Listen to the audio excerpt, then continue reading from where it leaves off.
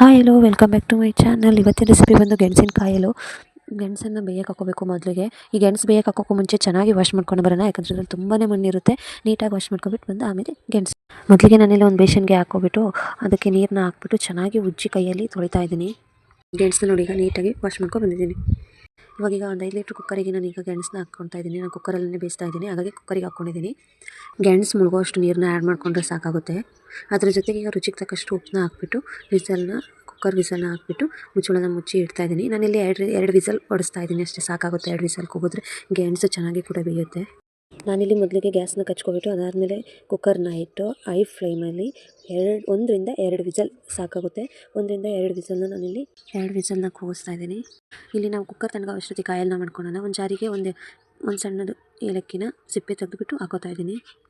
ನಮಗೆ ಇಲ್ಲಿ ಬೆಲ್ಲ ಕೂಡ ಬೇಕಾಗುತ್ತೆ ಸಿಹಿಗೆ, ಹಾಗಾಗಿ ನಾನಿಲ್ಲಿ 1 ಅಚ್ಚು ಬೆಲ್ಲದಷ್ಟನ್ನು ಸಣ್ಣದಾಗಿ ಜಜ್ಜಿಬಿಟ್ಟು ಹಾಕೋತಾ ಇದ್ದೀನಿ.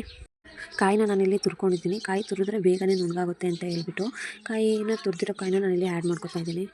ಇದ್ರ ಜೊತೆ ಸ್ವಲ್ಪ ಒಂದು ಗುಕ್ಕಿನಾದಷ್ಟು ನೀರನ್ನು ಆ್ಯಡ್ ಮಾಡಿಕೊಂಡು ಇದನ್ನಿವಾಗ ರುಬ್ಕೊಳ್ಳೋಣ. ಇದನ್ನಿವಾಗ ನುಣ್ಣಗೆ ರುಬ್ಬಬೇಕು. ನೋಡಿ ಈಗ ಇದು ರುಬ್ಬಾಗಿದೆ. ಈ ಥರ ಫೈನಾಗಿ ಪೇಸ್ಟ್ ಥರ ಸಣ್ಣದಾಗಿದ್ದರೆ ಚೆನ್ನಾಗಿರುತ್ತೆ. ಕಾಯಿ ಬೇಕಾದ್ರೆ ದಪ್ಪ ಇದ್ರೂ ಪರವಾಗಿಲ್ಲ, ಬಟ್ ಬೆಲ್ಲ ಒಂದು ನುಣ್ಣಗಾದರೆ ಸಾಕು. ಈಗ ಅದನ್ನೆಲ್ಲ ರುಬ್ಕೊಳ್ಳೋ ಅಷ್ಟೊತ್ತಿಗೆ ನೋಡಿ ಗೆಣಸು ಕೂಡ ಸಖತ್ತಾಗಿ ಬಂದಿದೆ. 1ರಿಂದ 2 ವಿಸಲ್ ಹೊಡ್ಸ್ಕೊಳ್ಳಿ, ಸಾಕಾಗುತ್ತೆ. ಗೆಣಸು ಚೆನ್ನಾಗಿ ಬೇಯುತ್ತೆ. ಸಿಪ್ಪೆನ ಬಿಡಿಸಿದ್ರೆ ಈ ಥರ ಸಿಪ್ಪೆ ಬರುತ್ತೆ, ಅಷ್ಟು ಚೆನ್ನಾಗಿ ಕೂಡ ಬೆಂದಿದೆ. 1ರಿಂದ 2 ವಿಸಲ್ ಸಾಕು. ಇದಕ್ಕೆ ಇವಾಗ ಕಾಯಿ ರಸ ಹಾಕೊಂಡು ತಿಂತಾಯಿದ್ರೆ ಸಖತ್ತಾಗಿರುತ್ತೆ. ನಾವು ಕೂಡ ನಮ್ಮ ಮನೇಲಿ ಟ್ರೈ ಮಾಡಿ ಎಲ್ಲರೂ ಕೂಡ ತಿಂದ್ವಿ. ನಿಮ್ಮ ಮನೇಲಿ ಹೇಗಿತ್ತು ನೀವು ಕೂಡ ಟ್ರೈ ಮಾಡಿ ಕಮೆಂಟ್ನ ಮಾಡಿ. ಇದೇ ಥರ ಒಳ್ಳೆ ವೀಡಿಯೋಸ್ಗಾಗಿ ಪ್ಲೀಸ್ ರಕ್ಷಿತಾ ಮಹೇಶ್ ಕನ್ನಡ ವ್ಲಾಗ್ಸ್ ಚಾನಲ್ನ ಸಬ್ಸ್ಕ್ರೈಬ್ ಮಾಡಿ, ಸಪೋರ್ಟ್ ಮಾಡಿ, ಮತ್ತು ನೀವು ಕೂಡ ಟ್ರೈ ಮಾಡಿ ಕಮೆಂಟ್ನ ಮಾಡಿ ಹೇಗಿತ್ತು ಅಂತ ಹೇಳ್ಬಿಟ್ಟು. Thank you for watching. Bye.